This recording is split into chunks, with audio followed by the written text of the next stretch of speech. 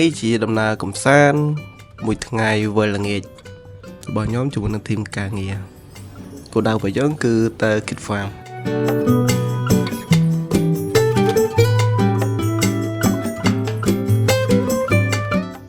ឥឡូវនៅកំពុងតែអង្គុយចាំធីមការងារដែរពួកគាត់ធ្វើណាតាមផ្លូវមក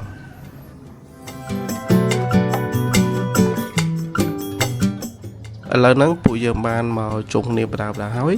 ពួកយើងកំពុងតែអង្គុយចាំឡានដើម្បីរៀបវ៉ាន់ដាក់ឡាន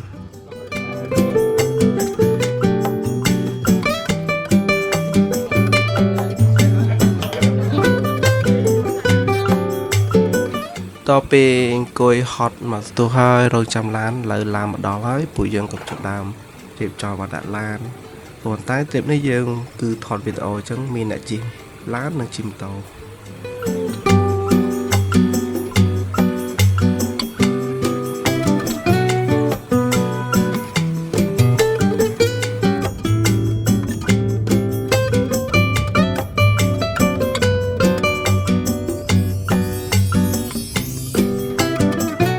យើងបានមកដល់កន្លែងញ៉ាំអីហើយនោះគ្នាដាក់មីដាក់កាទៀវម្នាក់ម្ចាស់ហើយចាប់តមដល់ទៅមុខទៀត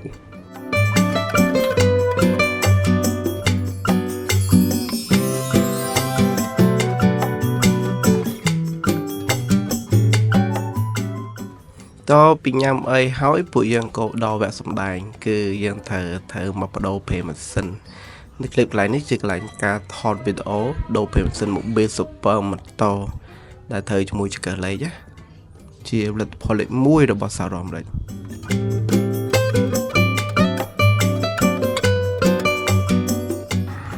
ជីបានមកស្ទុះហើយពួកយើងក៏បានធ្វើការឈប់នៅកន្លែងចំភ្នំប្រាសាទ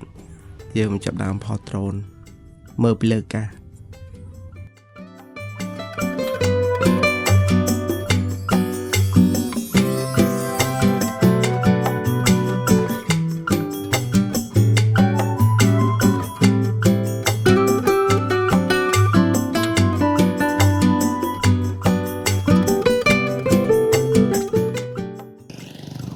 ឡូវពួកយើងឈប់សិនទីទៀតយើងនឹងធ្វើដំណើរទៅទៀតហើយយើងដល់កន្លែង Kid Farm ណាទីទៀតនឹងចូល Kid Farm តែឥឡូវយើងឃើញស្អាតពេកយើងថតដ្រូនសិនអត់ដឹងសោះថា Kid Farm និងជ្រាវនៅជិតគ្នាលយមែនតើ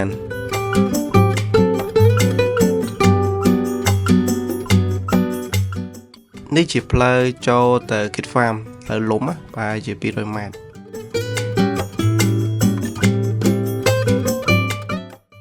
ពេលយើងមកដល់យើងធ្វើការលាងសម្អាតហើយបន្តមកយើងចូលទៅទិញសវត្ថជា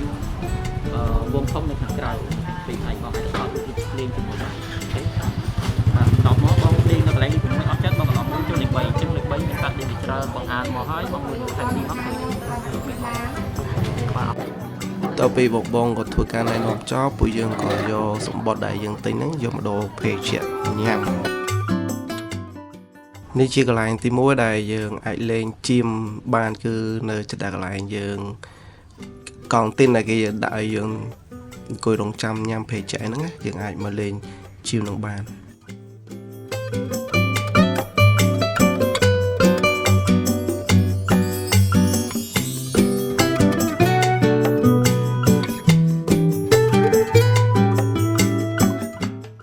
តពីកន្លែងហ្នឹងហើយខ្ញុំក៏ចាប់ដើមទៅ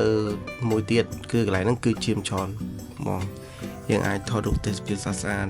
ហើយពេលនោះយើងក៏ចាប់ដើមថតមកពីប្រដាប់របស់យើងគឺពេលផ្សេងមុខពីលណា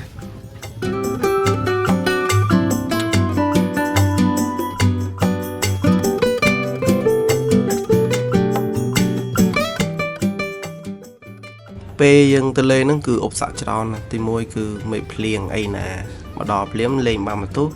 លេងបានតែកន្លែងហ្នឹងទៅមកមេឃភ្លៀងថតរូបចុះឡើងទៅមកមេឃភ្លៀងបដ ாய்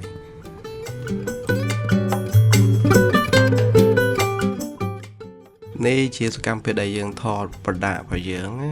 មានកឋិន character 2នាក់ស្រីពួកយើងបបរជាកាមេរ៉ាមែនផងវីដេអូមែនផង